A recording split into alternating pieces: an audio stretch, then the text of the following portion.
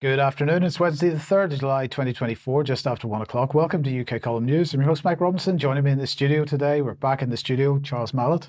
Thank you, Mike. Good afternoon, all. And Vanessa Beeley from Damascus. We'll get started with the general election. And, we just want to begin by saying good luck to everybody that's standing as an independent. We've put Andrew Bridgen on here as being possibly the most well-known independent.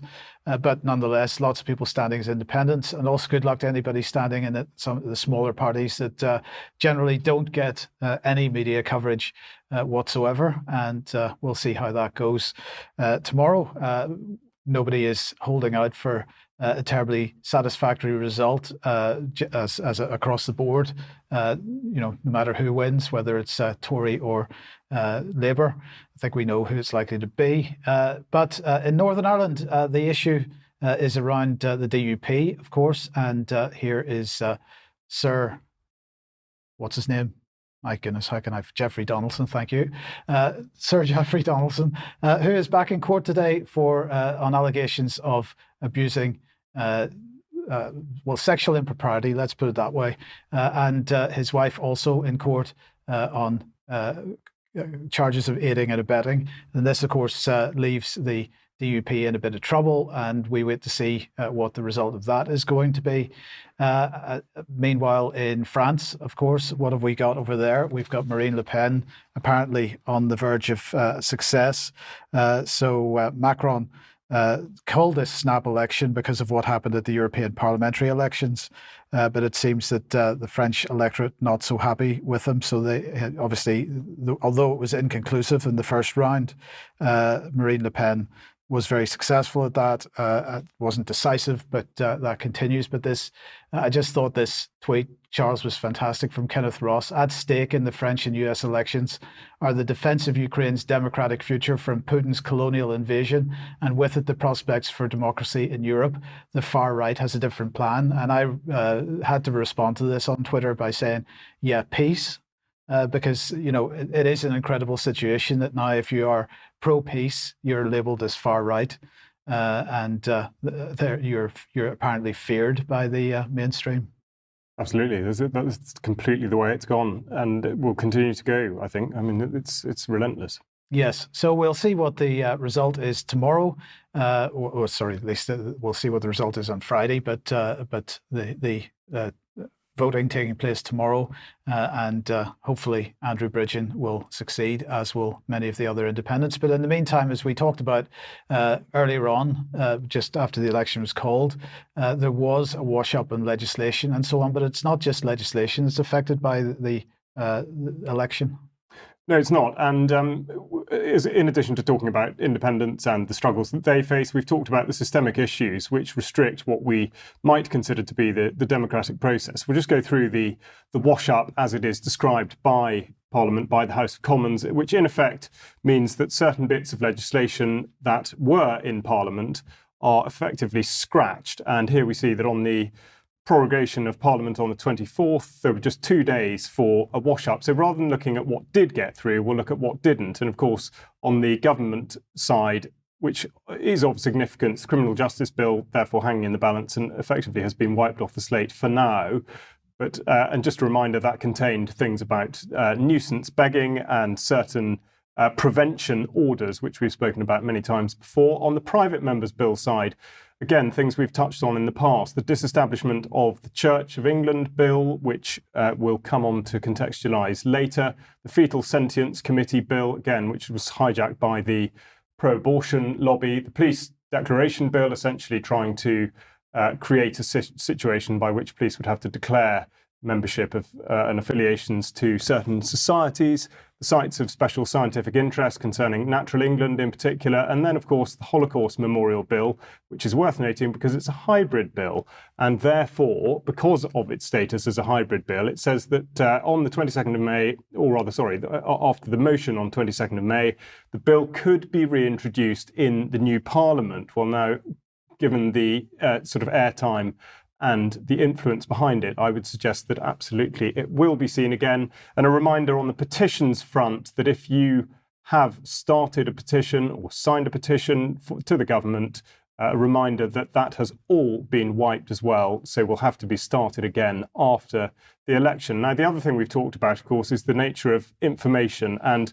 in particular, I've talked about Ofcom and the Electoral Commission, the process by which independent candidates are, in effect, suppressed and pushed out of the media space and indeed the public space. So it is an information war. And on that front, I'd highlight a report just published by Global Witness, in which they say that an investigation reveals content posted by bot-like accounts on X has been seen 150 million times ahead of the UK elections, and they think this is cause for concern. Now, I've titled this slide, "What about AI?" because they say that when the conversation we're seeing online isn't authentic because it comes from bots, accounts run by computers that have been programmed to look like humans, then there is cause for huge concern. Now, the reason, of course, I've made the reference to AI is that in every other arena, in effect, we are being told repeatedly that content that is created by humans for computers to operate supposedly generatively and independently is absolutely the thing that we do want. And yet, of course, in this situation, they are choosing to take the opposite line. Now, scratching the surface and finding out where Global Witness's influences, funding and alliances come from, we'll just have a quick look at some of those that are involved. Now, Simon Taylor, co-founder of Global Witness, also involved and in the launch in 2002 with George Soros and other NGOs, including Transparency International and Save the Children Fund.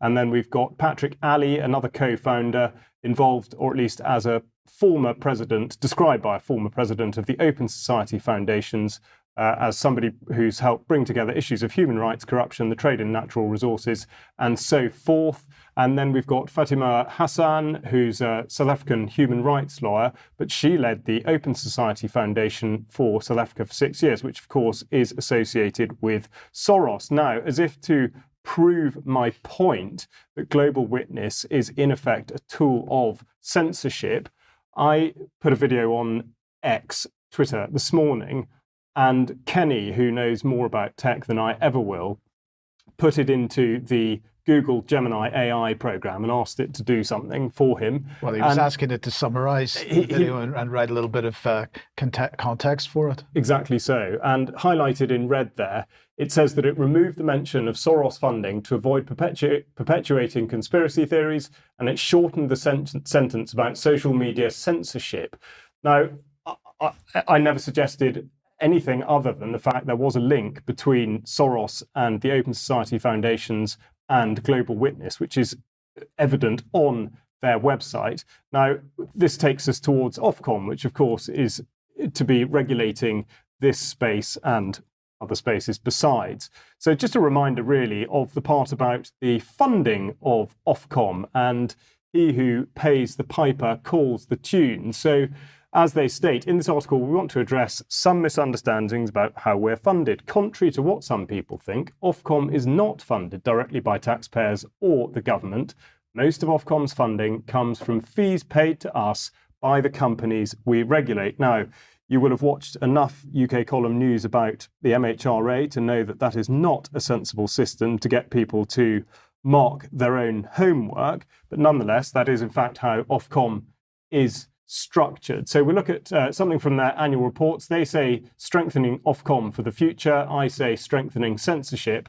And they say that to develop our understanding of the technologies used to deliver online services, as we prepare to regulate online safety, it remains a priority to stay ahead of industry changes. And to ensure this, they've invested in learning and development and conducted specialist recruitment. Now, what would that mean? Well, it means that they're going to deepen their understanding of the technology industries. They've hired colleagues from Meta, Google, and bodies such as the Internet Watch Foundation and NSPCC. In October 2021, we welcomed a new chief technology officer from Amazon with a brief to oversee the growth of our technology, data engineering, and analytics functions. So, given the background to this, and as discussed at the start, the suppression that we've seen of particularly independent candidates, it seems more clear and more likely than ever that regardless of the result of the general election result, it'll be the corporate and supranational influences upon the new government that will continue to push the censorship mechanism, control mechanism, and all the measures that come with it in the same direction. But of course, we wait and see exactly how that's going to manifest. Indeed. Now, on the subject of censorship and on the subject of trust, because trust is very closely linked to censorship, the lower the trust in the mainstream media, then the more censorship of alternative narratives goes on. Quite a number of people were pushing a report by Statista around the social media over the last couple of days. This was from June the 28th. And the question is, where do people distrust news media? And this is from Florence Ant. And he's saying the rise of mis and disinformation on social media and increasing perception of bias in the reporting of legacy media outlets has led to trust in media institutions declining over the past years. As a result, Statista Consumer Insight survey of 38 countries shows whether people trust or distrust the media. And how it differs by geographical region. So let's just bring their graph on screen so that we can have a look at this. And this is where do people, brackets, distrust news media, share of respondents who don't trust mainstream media in their country of residence.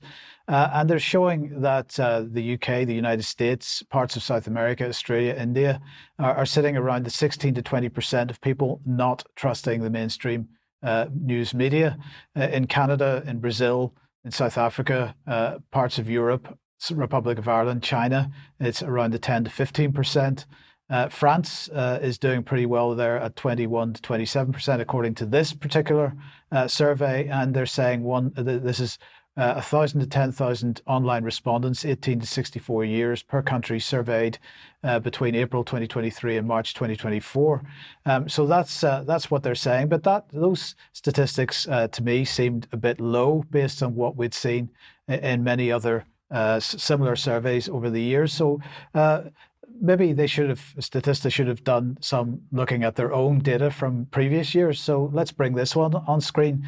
News consumers with a great deal or quite a lot of confidence in the press in the United Kingdom as of September 2022 by generation.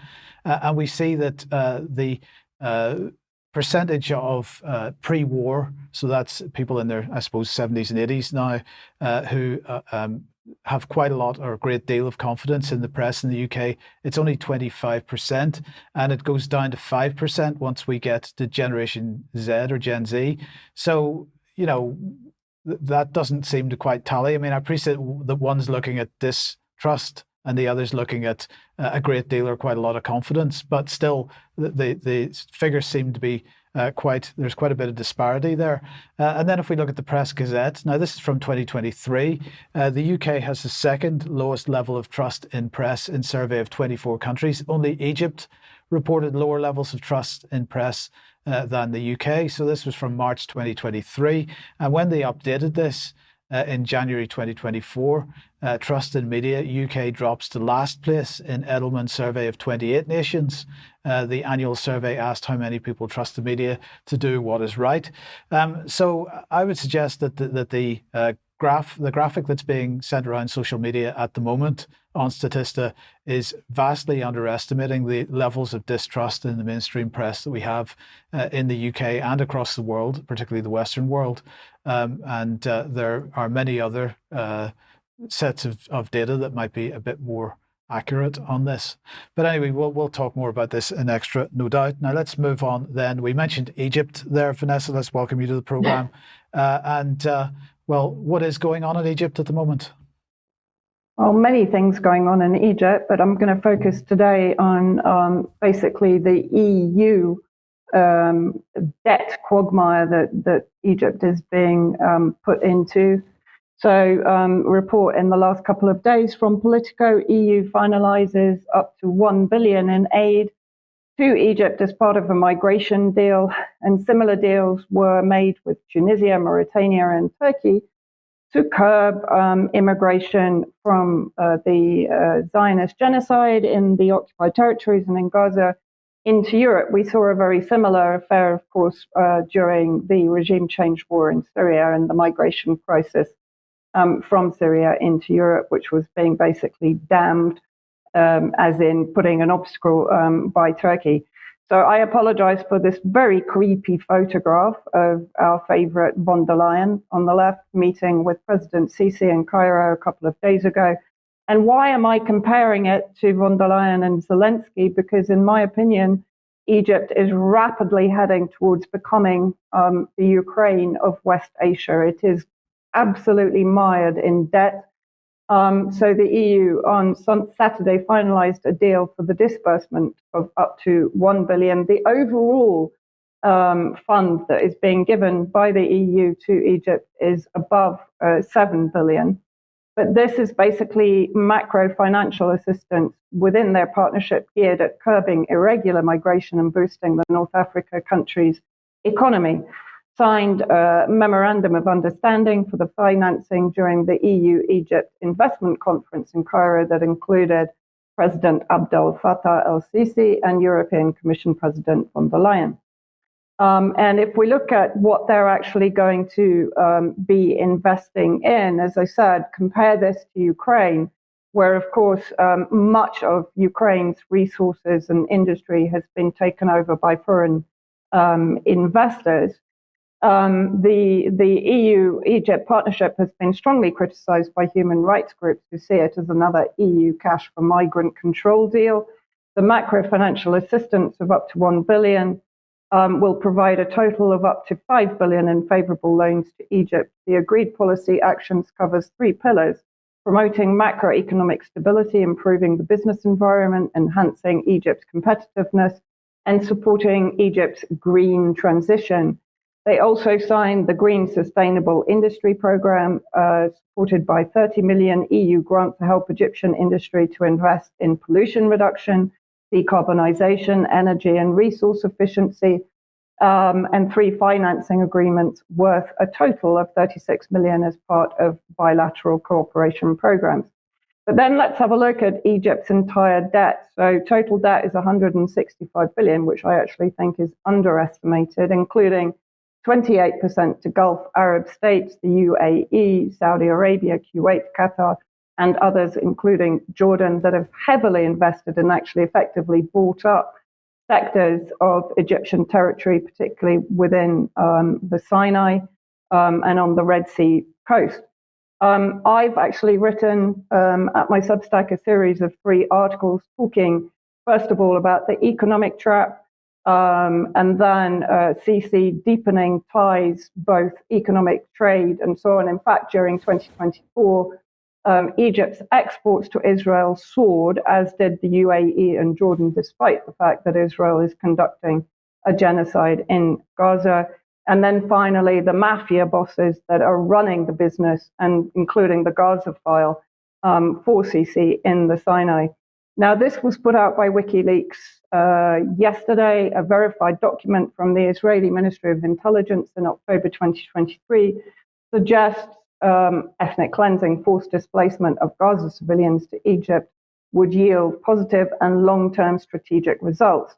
The document envisions a 3-stage process, including the establishment of tent cities in Sinai and the opening of humanitarian corridor, followed by a construction of cities in northern Sinai from which there would be no return. Now, we have actually reported on this previously, but I did take a very quick look at the document. And if we see, the document also states that the US must be harnessed. This is translated from Hebrew, so the English might be a bit all over the place. The United States effectively must be harnessed for a move to put pressure on Egypt to absorb Gaza residents and to harness other European countries, in particular Greece, Spain, and Canada isn't European, but you get the picture, to help absorb and settle the refugees who will be evacuated through Gaza. The document was said not to be distributed through the US office to officials, but only to Israeli government and security. And then further on in the report on the document, in relation to the difficulty that Egypt will have an obligation in international law to allow a population transition, because Egypt is objecting to mass migration of Gazan refugees into the Sinai, although we have also reported on the fact that Egypt has apparently been preparing an open-air compound on the Egyptian side of the Rafah border. I think that was back earlier this year. The US can contribute to the move by exerting pressure on Egypt, Turkey, Qatar, Saudi Arabia, and the Emirates to contribute to the initiative or resources or absorption of displaced persons. So what I believe is effectively going on here, Egypt has very little control or very little sovereignty right now. As I said, it's completely mired in debt. What we are seeing are financial incentives and incentives of cooperation and collaboration from the EU and from the IMF, which I think is going to be used to leverage Egypt in the future to accept refugees from Gaza. Vanessa, assuming that this is the plan and they intend to build these tent cities and then eventually build real cities to accommodate these people, what's Egypt's attitude to the Palestinians? Will they eventually see Palestinians being brought into mainstream Egyptian society, or are they going to try to build a further wall around this new infrastructure? Yeah, I mean, this is what I expect will happen if this goes ahead. As I said, all of these plans are effectively plans. Nothing concrete is being put into action right now. And Egypt publicly is saying, very vehemently that it doesn't agree to Gazan refugees coming into the Sinai. The main reason it doesn't want that, of course, is then it considers that will put Egypt at risk of being attacked by Israel if Hamas continues their resistance from inside Egyptian territory. But in my opinion, with the mass investment by the UAE and Saudi Arabia, particularly in the Sinai, to build luxury settlements and projects akin to the NEOM project, which we've also talked about previously, they will want to basically segregate the Palestinians and put them behind apartheid walls, very similar to those that, of course, we've seen in the occupied territories built by the Zionists to hide them from view. Basically, that's my opinion. Yeah, okay. Thank you very much for that. Okay, let's move on. If you like what the UK Column does, you would like to support us, please go to support.ukcolumn.org. All the options for helping us out are there. We do need your support.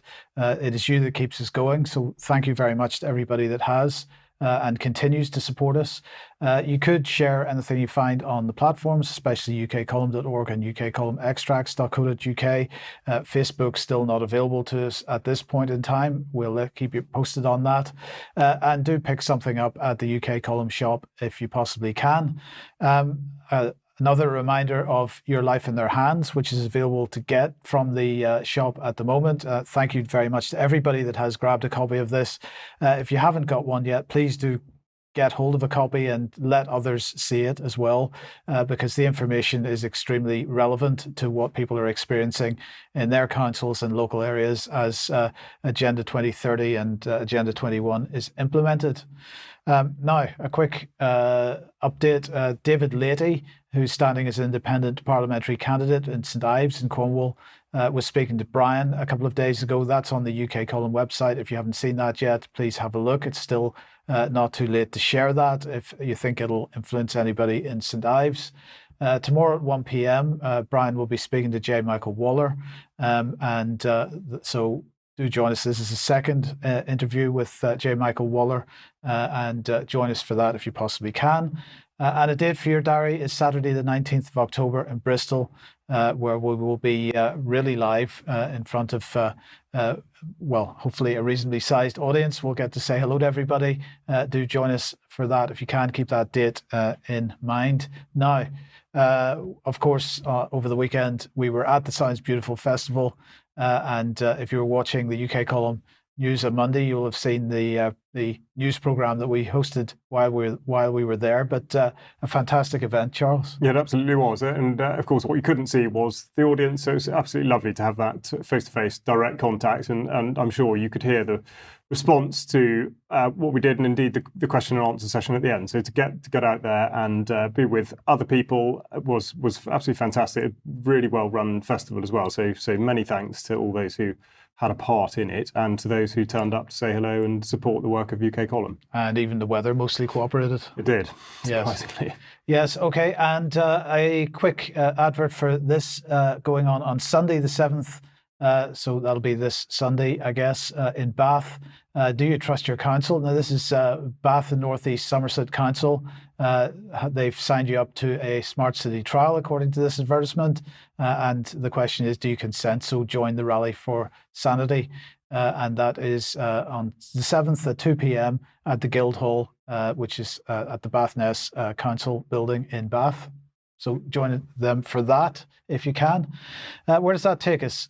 Juries. Now, we have been talking about juries for quite a long time. It is a fundamental part of our national infrastructure and part of our fundamental part of our freedom, actually.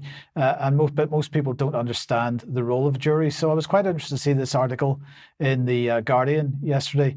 Activists arrested on suspicion of contempt after London court protests. So this was 11 people that were outside a Crown Court and we're holding up various banners and placards trying to explain the role of a jury. 11 arrested, it says in the subheadline there, after holding placards outside court.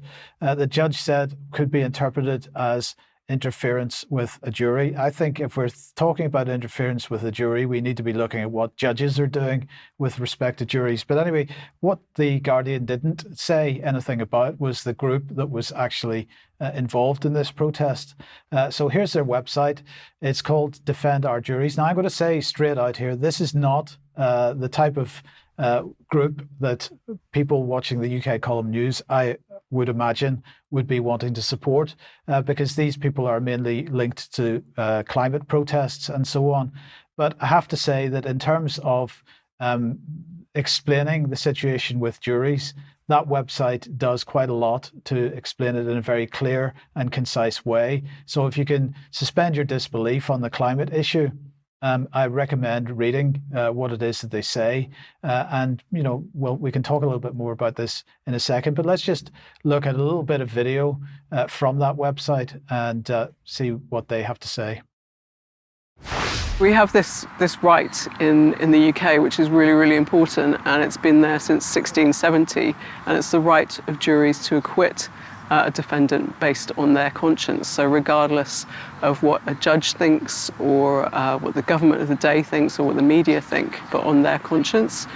And this right is really, it's the kind of puts the moral sense of ordinary people at the heart of our criminal justice system. The blank banners at the moment, they're becoming a bit of a signifier for just how gagged defendants and protesters are becoming across this nation of ours, and indeed across the rest of the world as well. They're becoming a symbol of resistance in themselves. In recent months, a retired social worker in her 60s held up a sign which was pertaining to that right of juries to acquit according to their conscience. And she was arrested by order of a judge and threatened with imprisonment. And 24 others since then have been threatened with the same thing for the same action. So they're describing it as acquittal on their conscience. We might call it annulment by jury or jury nullification. We've been talking about this for many, many years. But let's just have a look at the ways that the juries are being undermined at the moment. So banning those engaged in campaigns of political resistance from explaining their motives and beliefs to the jury. These are things that the judges tend to do. Telling the jury that motives, even if articulated, are irrelevant and must be ignored. That's commonplace. Banning references to a jury's right to acquit the defendant as a matter of conscience.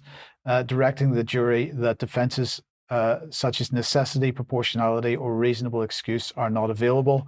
And finally, threatening to move to judge-only trials. And this is this last one is a particular threat, but nonetheless, they're absolutely right in highlighting all those other instances. And of course, this doesn't just apply to people that are campaigning on climate issues. This applies to people that are campaigning and protesting on a whole raft of different issues. So again, you may feel that you don't want to support this particular group because they are pro-climate change, but we should be supporting the message here, because this is something that applies to everyone, not just people that are promoting the climate change narrative. Now, as I say, this is something that we have been talking about for many, many years. So this was something that we put on screen several years ago. We have been in constitutional crisis for years: breakup of the nation, city-states, abolition of juries, prevention of public oversight in court cases, removal of separation of powers, wholesale privatization of public services, investigatory powers, the power to do anything. The list does go on, but the jury is an absolutely fundamental constitutional freedom that we have in this country. It's a key part of the judicial system, and it's a key part of holding government to account. Now, if you don't understand what nullification by jury means, it means that, for example, if government passes a piece of legislation which a jury feels is inappropriate or doesn't work in a certain set of circumstances, the jury can find someone who's being prosecuted under that legislation innocent of any criminal offence. And of course, that sets a precedent in common law. So this is an extremely powerful tool for juries. It's something that most juries don't understand, and it's something that really needs much broader understanding. As I say, we've been talking about this for years. This is an article from Malcolm Massey in 2012, Jury Nullification, A Power of the People. It's quite a short article. If you haven't read it, please do read it, but most importantly, please do share it. And of course, we would encourage everybody to have a listen to the Dissident's Guide to the Constitution. And we talked about annulment by jury in episode 2 of that. So if you haven't heard that series, please listen to it. I cannot overstate the importance of this.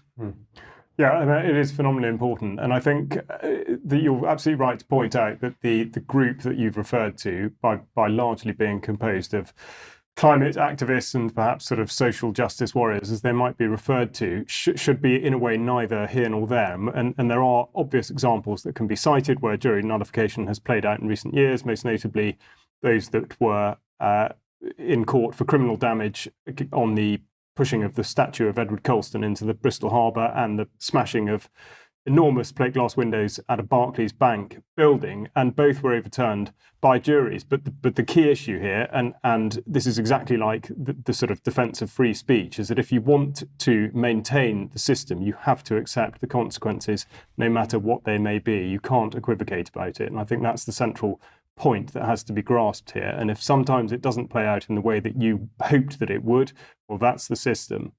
Indeed. And just to finish on the attack on the right to protest, the BBC's been doing a bit of work here, so let's put this one on screen. There we go. Slow walk protests banned at 1,200 locations. So this is an investigation that the BBC did. I just wanted to highlight a couple of points out of this. The scale of efforts by oil companies and public bodies to protect their premises from environmental protesters can be revealed in new BBC analysis. More than 400 demonstrators are named in court orders that restrict protests at more than 1,200 locations. The civil injunctions in force in places like oil terminals, petrol stations, racetracks across England and Wales also apply to persons unknown, meaning anyone can be prosecuted.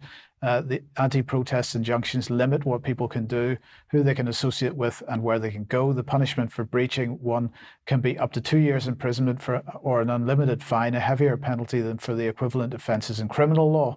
8 have been taken out by oil companies, including Shell, Esso and ExxonMobil. National Highways for Transport for London account for 5 more, and the other 2 were taken out by local councils.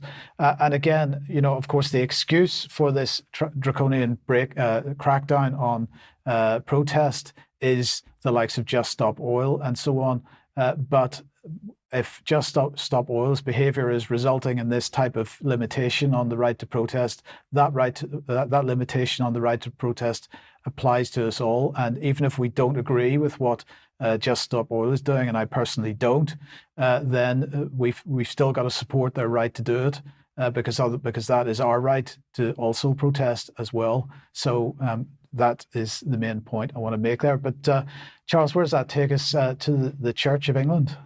It does. The Church of England, never far from a controversy of their own making. And here on Twitter, we have reference to the publication of a document about the heresy of racial injustice. And the document in question is Progress on Racial Justice Across the Church of England Dioceses, and this was published yesterday.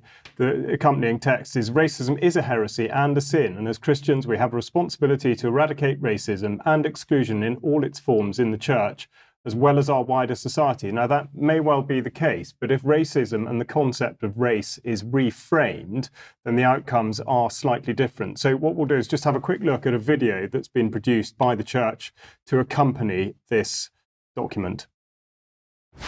So I've known no other church. This is my church. I grew up in the Caribbean, seeing reflections of myself in leadership within the church, within society as a whole. And then I came to England in 1979 as a teenager. And I looked around me and I couldn't see reflections of myself in leadership within the Church of England. It's hard to describe to someone who is used to being the majority culture what it's like walking into a church and feeling like you're the only one.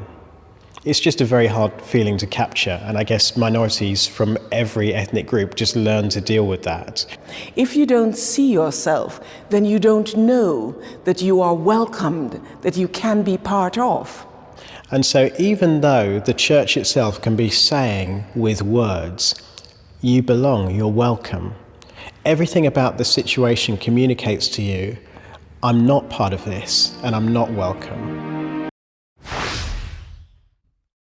Quite strong language and inferences being drawn there. But the point I want to make is that racism appears to have shifted, according to the Church of England, into now something that may be viewed as passive, rather than taking active steps to discriminate against people of a different race.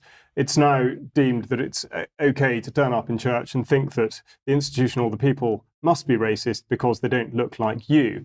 This comes from the Committee for Minority Ethnic Anglican Concerns, who describe their role as being to identify, monitor and take forward concerns of BAME Anglicans and make recommendations for change. So this is the key part.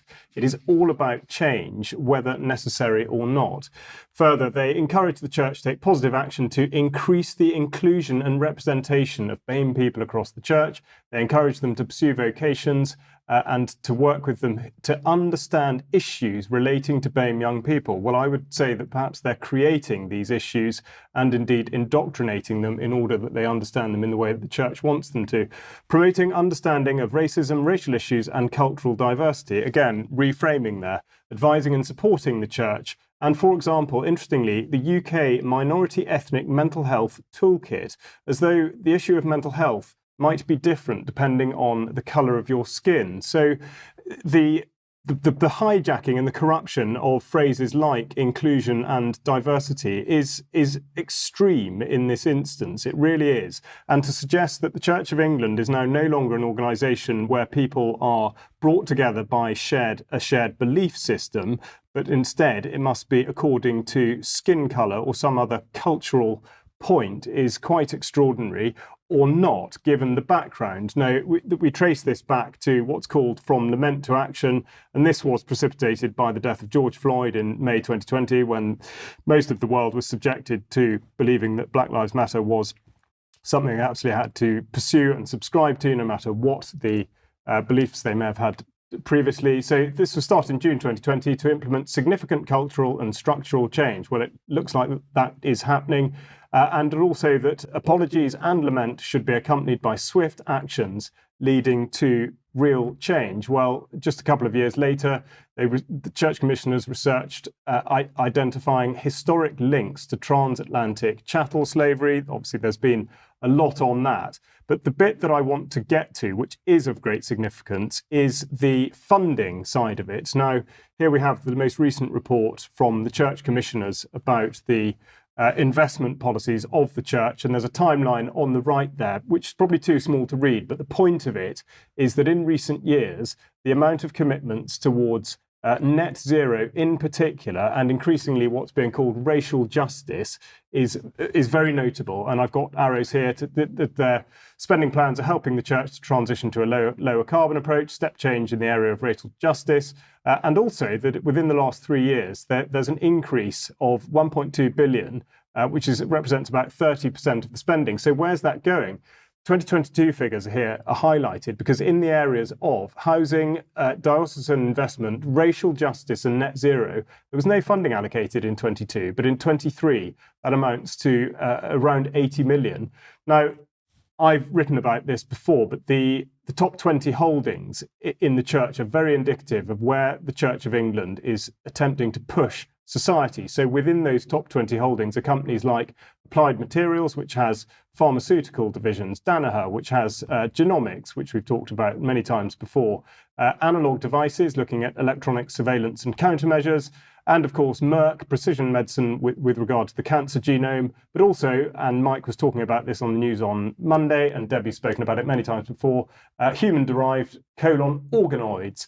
But on the net zero side, of course, we have Google. This will be covered in more depth later. But on the net zero front, of course, the hypocrisy is outstanding. Google have announced figures just today or yesterday.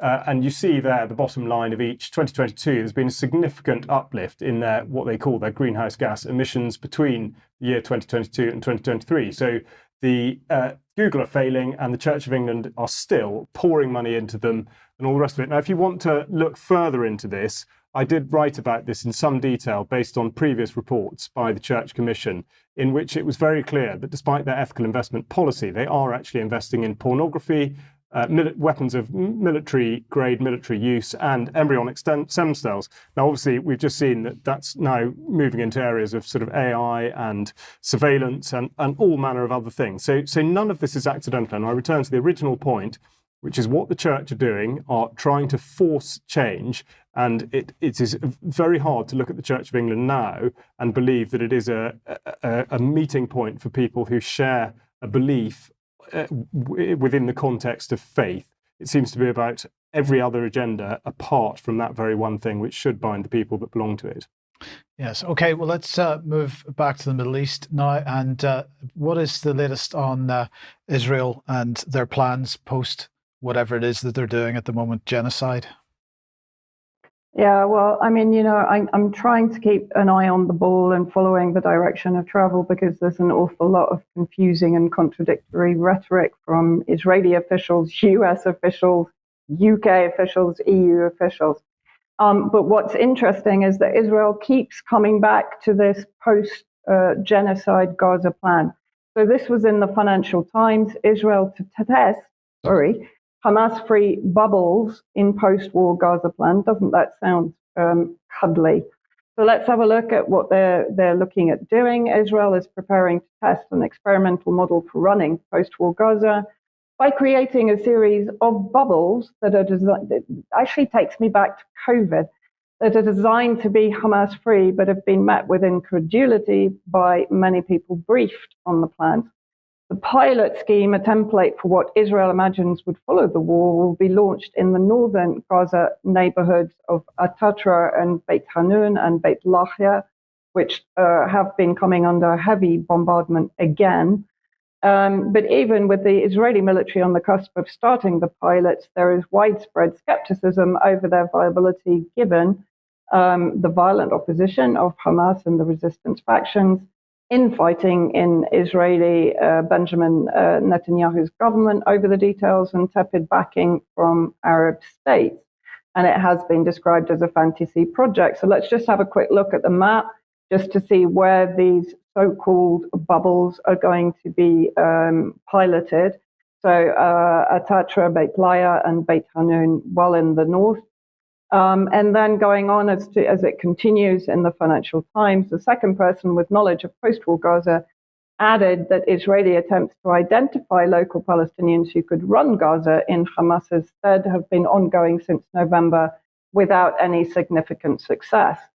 This plan is just the latest iteration. The idea in Israeli minds is that someone, the Arab states, the international community, will pay for it and locals in Gaza will run it, but no one is biting, the person added.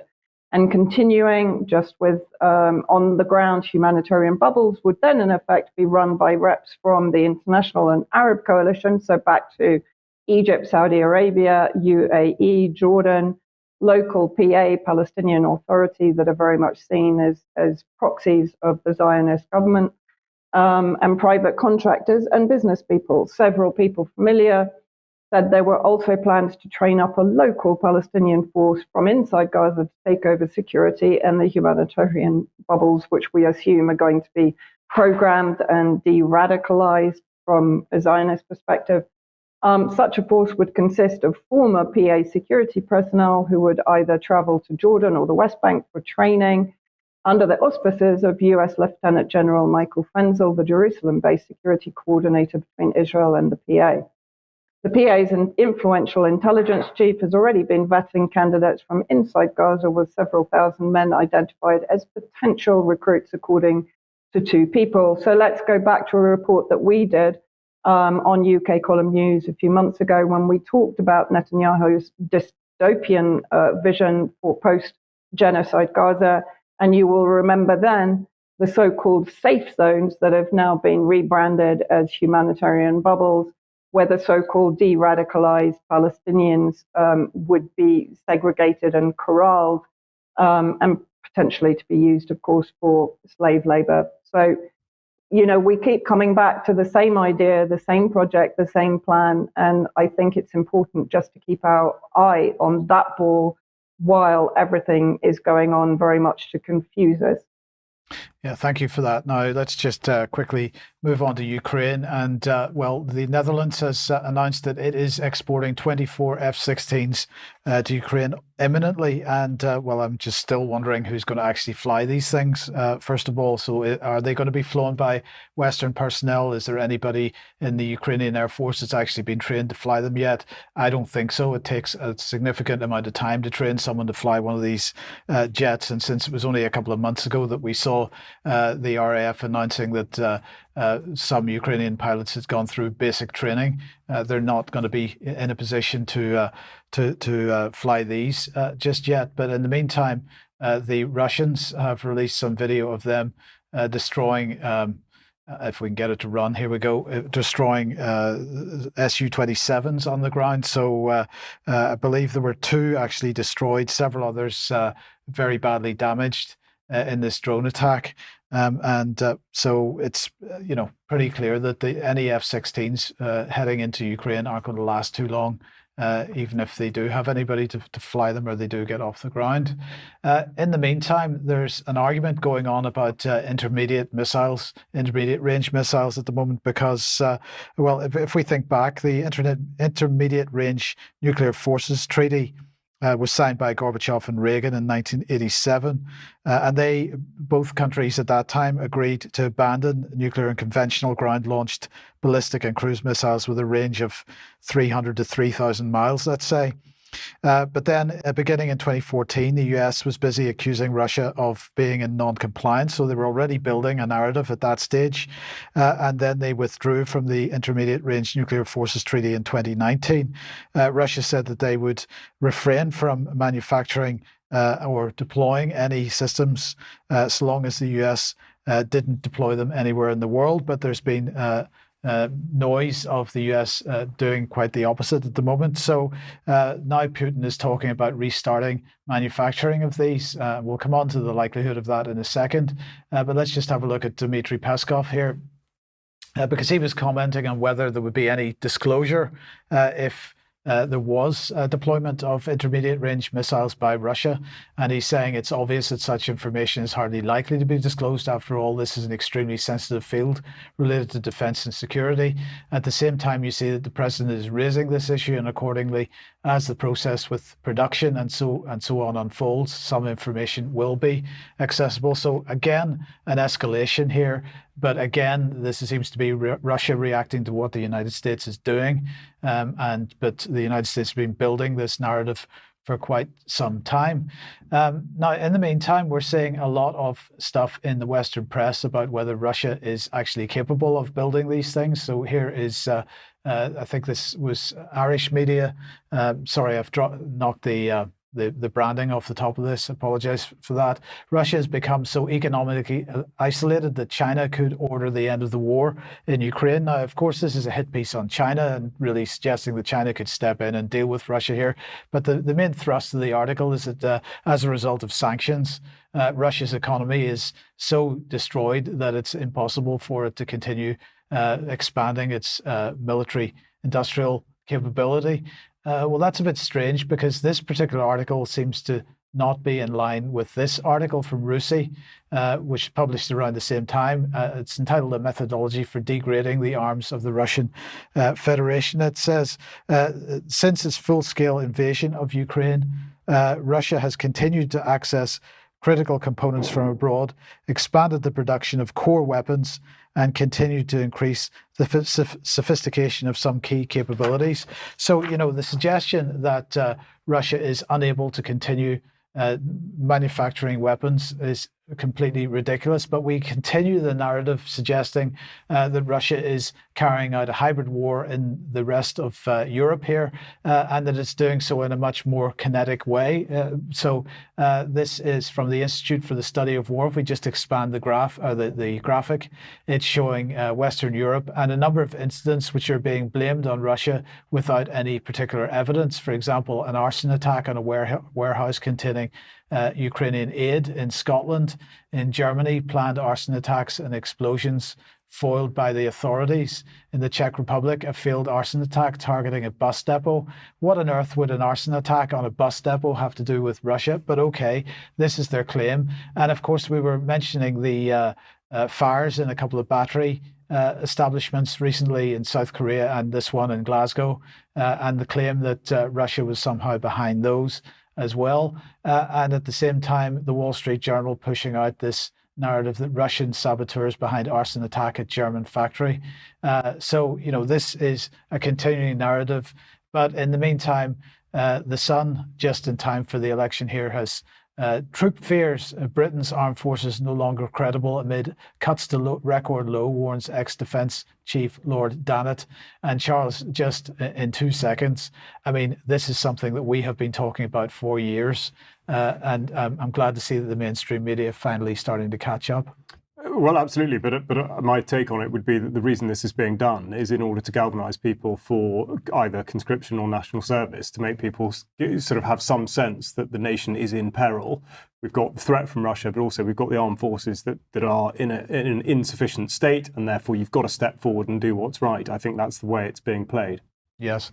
Vanessa, let's come back to you. And, genocide tech is how this is being branded. Yeah, I mean, this is just extraordinary. This was highlighted to me on X yesterday by an Italian investigative journalist. The Jerusalem Press Club organizes the 2024 Israeli Tech Media Tour.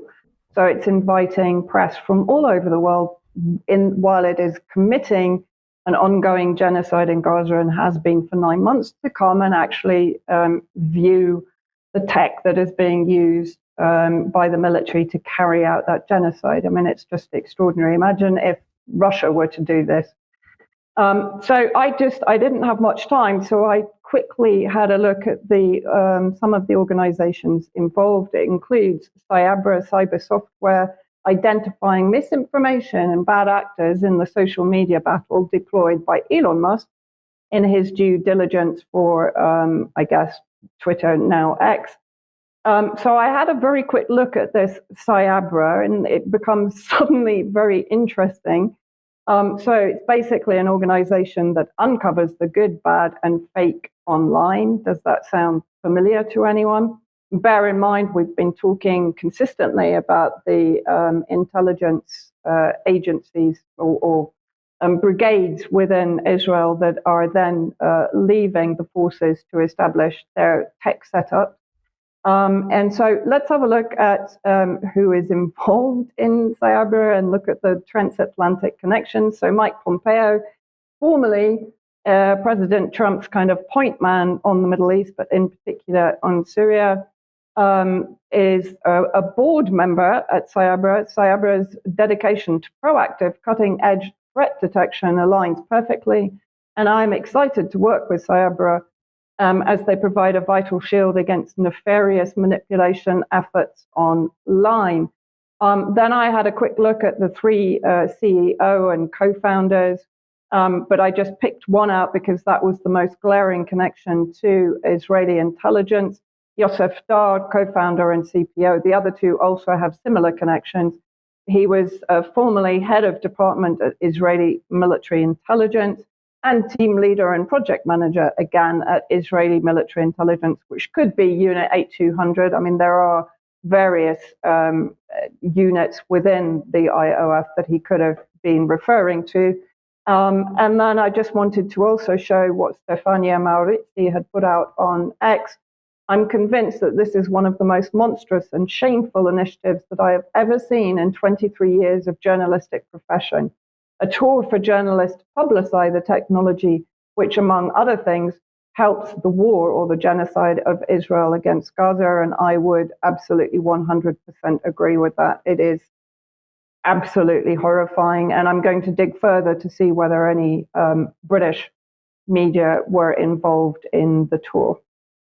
Okay, thank you for that, Vanessa. Let's move on then back to the UK and, in fact, to Finland, first of all, with bird flu. Yeah, absolutely. But no, you are right to say the UK, because, of course, we will be there soon. Yes, Finland has proved to be the first domino to fall. An announcement here from the Global Centre for Health Security. Finland to start bird flu vaccinations for humans in world first. Now, if you've been watching UK Column, you will know that this was inevitable. But nonetheless, it was a race to see who'd get there first. The Finnish Institute for Health and Welfare declared that avian influenzas begin vaccine to be offered to persons at increased risk of infection. Well, what exactly does that mean? They say it's to be offered to people of 18 or over to risk of being infected with avian influenza because of their work or other circumstances, which is, of course, a little bit cryptic and could be applied to almost anything. But the significant detail here, and it won't come as a huge surprise, is that no avian influenza infections in humans in Finland so far. So it has never been detected in humans in Finland. Nonetheless, it says that it may be contracted from sick or dead animals or from their excretions. However, the avian influenza virus is poorly transmitted to humans, and in general, cases of infection are very rare. It goes on to say that the subtype H5N1, which has caused disease in wild farmed animals in Finland in the past few years, has also been linked with severe or fatal cases of the disease in humans.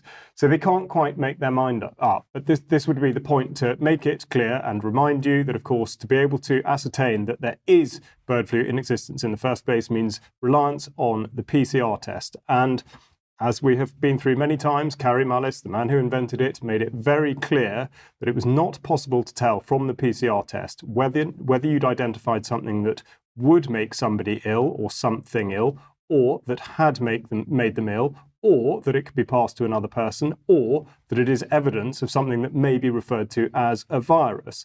So nonetheless, they push on. And of course, the goal to all of this is to get vaccines into people. And we've been talking about the European Medicines Agency and all the various things that they have on offer here. So we'll just look at the specifics of this now. And they say that there are 4 pandemic preparedness influenza vaccines that have been authorized in the EU, and tellingly that they can be rapidly modified to protect people. I've highlighted the text there below. Again, they reiterate they can be adapted to protect against any pandemic influenza virus strain if necessary. And they are only for use if the WHO or the EU were to officially declare a pandemic, which has not happened, and I've inserted the word yet. Also, at the bottom, of course, they blow the horn about the coronavirus disease vaccine, but also the H1N1 in 2009, which was a swine flu vaccine that ended up being withdrawn. So interesting that they would nonetheless draw attention to that. But we go back to something that I mentioned several weeks ago, which is this premise that this test result, I'm not going to refer to it as an illness because it is simply a test result, and they're referring to it as findings of influenza of avian origin in non-avian wildlife. Well, I wrote to the Animal and Plant Health Agency to ask questions about exactly what they meant by avian origin, and they've just got back to me today, funnily enough. So the first question, of course, was which other illnesses do they test for? And the answer is no other tests are carried out. Well, that's absolutely to be expected, because if you want to look for something that you're going to call avian influenza, then that's the only thing you would look for. Also, how do they determine that it's of avian origin? I think they probably missed the point of my question, but they say by molecular analysis. Now, that is not scientific rigor. That is closed-loop reasoning, and I'm afraid does not meet the threshold that we should be expecting. I also asked for statistics on the number of tests. This is now in the UK over the last few years. So we look at 2022. Of the 106 tests conducted in the field, the return of negative results was 95, the absolutely overwhelming majority. 2023, similar story, 150 tests with 136 negative results. And again, I'm not trying to give any credence to the PCR test, because even if it is looking for a particular thing, of course, the amplification cycles make the result meaningless, whatever you do with it in this particular instance. And in 2024, little red arrows there, because of course the number of tests is 22 and the number of negative results is also 22. Exactly the same case that it will be a lot of the rest of the world, but here we are gearing up for injections into human beings. Now, if you missed it, I gave effectively a run through of how to establish a pandemic back on the 29th of May, which is the sort of overlay of the COVID template. So I'd recommend that you do look at that. And then the only other thing, which I don't have a slide of, but you might be interested to go and look at, is birdflusummit.com. Now, if Event 201 means anything to you, which was conducted in 2019 and was effectively a tabletop exercise about a forthcoming coronavirus pandemic that played out almost exactly to the letter of Event 201, birdflusummit.com should be of great interest. It happens in October this year, and I'll be keeping a very close eye on it and reporting on it in due course. Okay, Charles, thank you very much. Thank you very much to Vanessa for joining us. We've got to finish there for today. I hope everyone has enjoyed today's program. If you're a UK Column member, join us for Extra in a couple of minutes. Don't forget the interview at 1 p.m. Tomorrow with J. Michael Waller, but otherwise we'll see you at 1 p.m. on Friday. See you then. Bye-bye. Bye-bye.